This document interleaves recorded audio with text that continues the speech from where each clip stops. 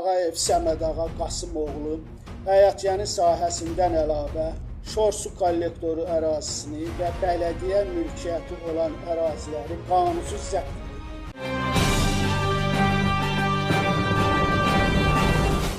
Hacıqabul rayonunun Talış kənd sakini Subah Zarel isə oğlu qonşusu tərəfindən qanunsuz hərəkətlərə yol verildiyini iddia edir.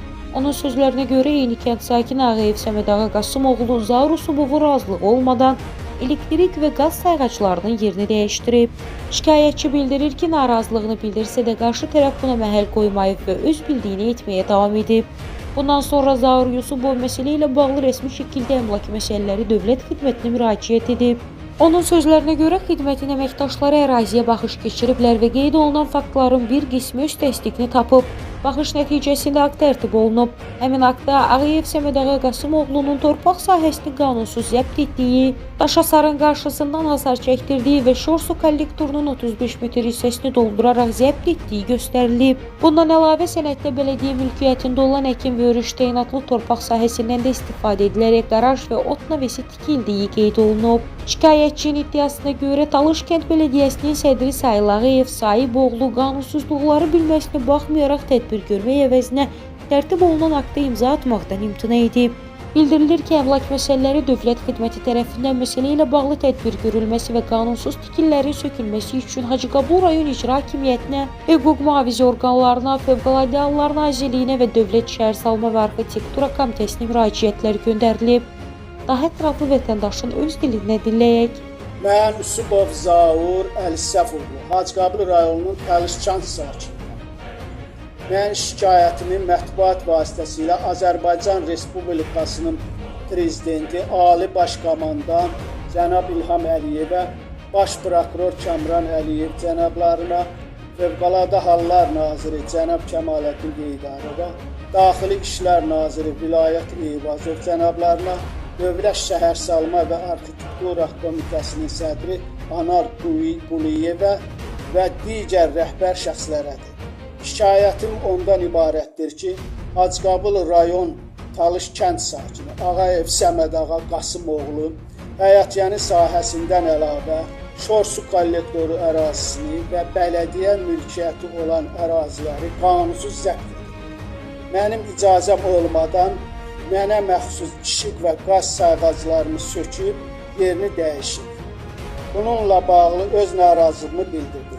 Mənə dedi ki, get şikayətini kimə bildirirsən bildir. Hamının ağzını pulla yumacam. Rəsmi qaydada əmlak məsələləri dövlət xidmətinə müraciət etdim. 3 fevral 2026-cı il tarixində müraciətim əsasında xidməti əməkdaşları əraziyə baxış keçirdilər. Qeyd etdiyim faktlar öz təsdiqini tapdı. Yerindəcə akt tərtib etdilər.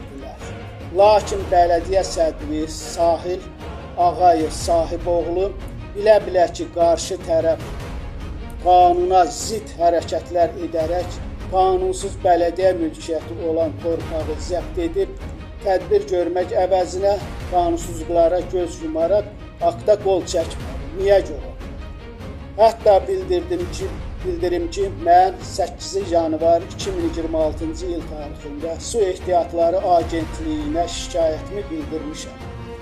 Şikayətim əsasında araşdırmalar Regional Su Meliorasiya Xidməti Publik Hüquqi Şəxs Baş Şirvan Kollektorunun İstismarı İdarəsi tərəfindən aparıldı.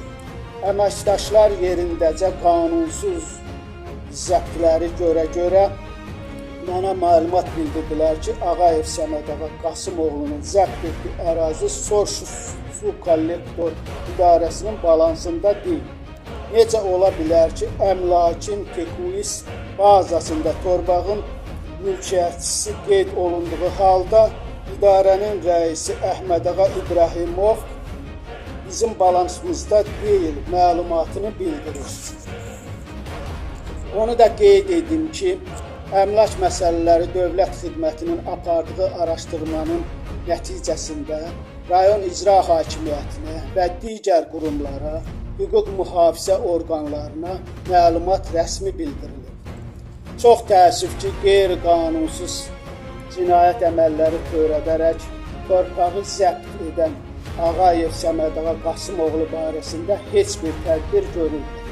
Qanunsuz zəbt etdiyi ərazi boşaldılmır və tikililər sökülmür.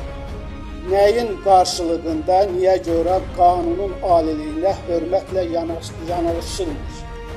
Sonda Kanal 21 olaraq onu da bildirək ki, səsləndirilən fikirlərə görə heç bir məsuliyyət daşımırıq və qarşı tərəfin də mövqeyini işıqlandırmağa hazırıq. Kanal olaraq ictimailəşdirmək bizim işimizdir, tədbir görmək və ümid isə adiyyəti qurumlara və Allaha qalır.